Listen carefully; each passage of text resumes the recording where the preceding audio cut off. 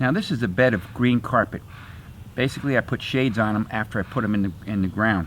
This time of year they have a flower on it, and if you get your nose down there and smell it, it smells a little bit like lilac. And you can see basically that they're beautiful color on the green carpet.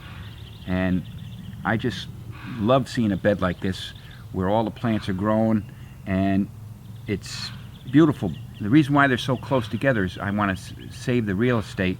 I put them about 2 inches apart in the bed so that when I pull them, obviously I'll get more per 3x6 shade, and that's the goal. Sometimes I try to put 700 under the shade. At the end of the season I try to put 500 under the shade.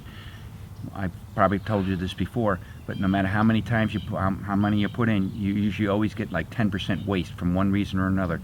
Either because I packed them in too tight, or the plant was not the same height as the other ones. Like this plant right here is not as high as that one, so therefore I probably did not cut it as long. I try to cut them at 7-8 inches in length, but sometimes the plant just doesn't allow you to, so you get a 6-inch or 5.5-inch cutting. When that happens, I have to have them try to keep all their heads up at the same height.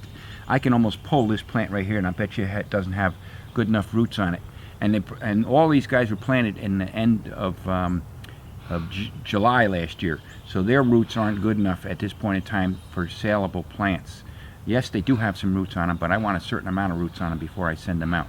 And obviously it has to have a decent top, because when you're buying one of these plants, you want a decent top and you want nice roots.